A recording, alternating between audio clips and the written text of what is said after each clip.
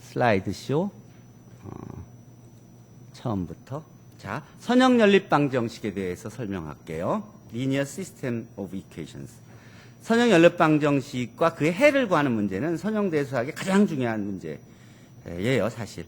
수천 수만 개의 미지수를 갖는 연립 방정식은 뭐 다양한 분야에 활용되는데 그 포함 내용은 뭐 교통 문제, 또 일기예보, 또 의사결정 등 수많은 사회 문제들과 만나게 됩니다. 또 속도나 가속도와 같이 이 도함수를 포함하는 그 미분 방정식, 또 비선형 문제들도 다 이 선형 연립 방정식 문제로 바꾸어서 해결을 하게 됩니다.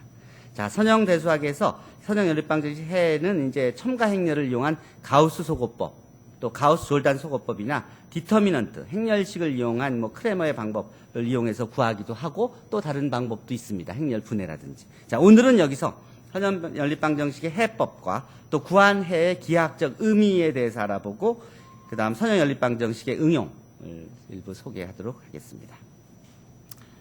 자, 2.1절 선형 연립 방정식은 여기서는 이 다양한 사회 문제를 해결하는 선형 연립 방정식이 어떻게 만들어지고 또 어떻게 표현되는지에 대한 일반 이론을 학습하고 그 해법을 배워보도록 하겠습니다.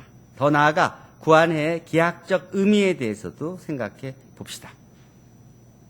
자, 크롬 브라우저에서 실습을 하면서 보도록 하죠.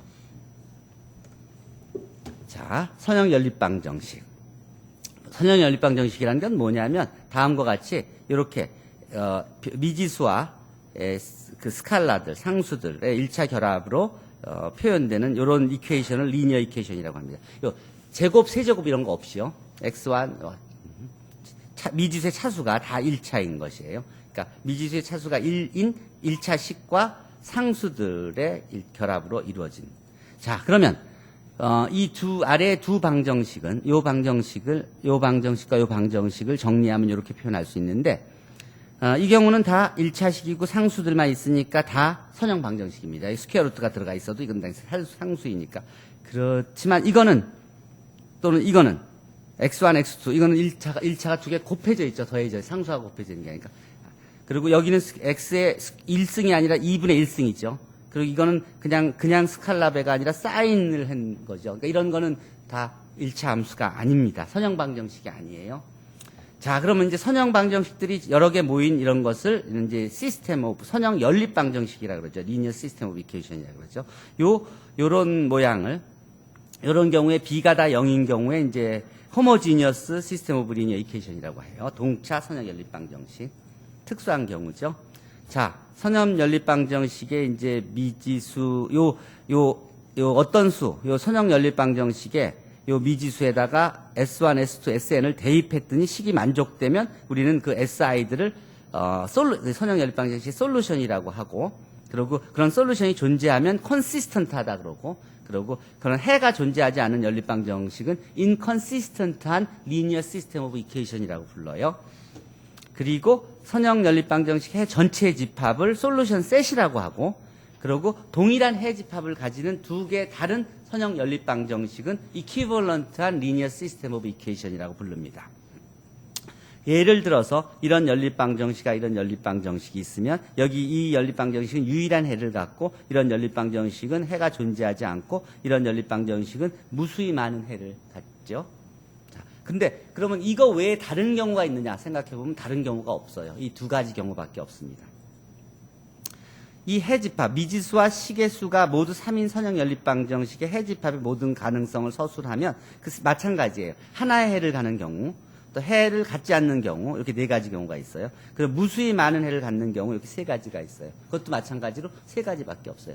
마찬가지로 변수가 4개건 5개건 변수가 100개건 해의 존재는 유일하게 존재하건 존재하지 않건 무수히 많이 존재하건 이 세 가지밖에 없어요. 그래서 선형 연립 방정식을 주고 풀어라 그러면 이렇게 이렇게 미지수가 5개고 식이 3개인 거죠. 그러면 이제 풀다 보면 이제 자유변수가 생기니까 그 자유변수를 ST라고 놓고 이제 쭉 풀면 X1, X2, X3, X4, X5를 다 S하고 T라는 두 개의 자유변수들을 이용해서 1차 결합으로 표시할 수 있게 되죠. 그러면 그것들을 이제 X1, X2, X3, X4, X5로 다 모아놓으면 이게 그 두 개의 프리 베리어블을 갖는 그런 그 벡터들의 전체 집합이 돼서 그래서 요게 해 집합이 되는 겁니다.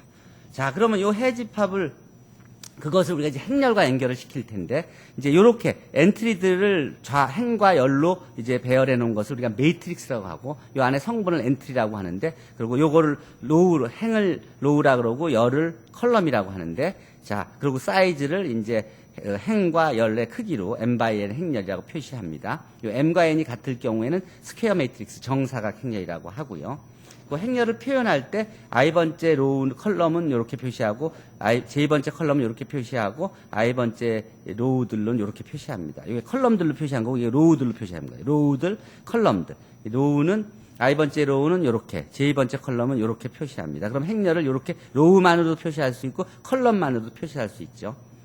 그리고 요 행렬의 가운데 있는 요것들을 주대각성 성분이라고 하고 그리고 그 행렬을 쉽게는 이렇게 줄여서 쓰기도 합니다. m/n 행렬이다. 그러면 이런 행렬 A, B, C, D, E, F 이렇게가 있을 때 요거는 2/3 행렬이고 그 다음에 A11은 1이고 A13는 -1이고 뭐 하는 식으로. 자, 그러면 이제 개수 행렬은 뭐냐면 우리가 이제 연립방정식 이렇게 배웠잖아요. 그럼 이 연립방정식을 행렬을 이용해서 표현하면 요 개수만 이용해서 이렇게 행렬로 놓고 이렇게 놓고 요 변수만 갖고 벡터를 놓고 요 뒤에 요 bi들만 갖고 벡터를 만들면 요것들을 이용하면 ax equal b라고 줄여서 쓸 수가 있어요. 근데 중요한 건 여러분들이 연립방정식을 풀 때 속어법으로 연립방정식을 풀었죠. 속어법으로 풀 때 x, y, g는 없이 숫자만 갖고 풀었죠. 그래서 답을 구했죠. 그러면 그게 n차일 때도 마찬가지로 x, y, g, w 이런 거 없이 연립방정식을 풀 수 있는 방법을 생각할 수 있죠. 자, 그게 이제 가우스가 생각해낸 방법이에요. 자, 그래서 요 ax equal b란 연립방정식을 a하고 b만, x는 빼고, 벡터는 빼고, 변수는 다 빼고, 변수들, xi들은 다 빼고, 요렇게 풀었으면, 요게 이제 개수행렬이라 그래요. 요게 개수행렬, 요게 첨가행렬이라 그래요. 요게 개수행렬이고, 요걸 첨가행렬이라 그래요. 어그먼티드 매트릭스. 자, 이 어그먼티드 매트릭스를 이제 구하는 게 1장 1절에서 하는 일이에요. 연립방정식이 이렇게 주어지면 행렬, 개수행렬, 벡터 x, 벡터 b. ax equal b는 이렇게 풀었을 수 있다. 첨가행렬은 a에다가 b를 더한 이런 행렬이다. 그래서 이 행렬을 실제로 실행해 보면 1, 1, 2, 9, 2 이렇게 나오죠.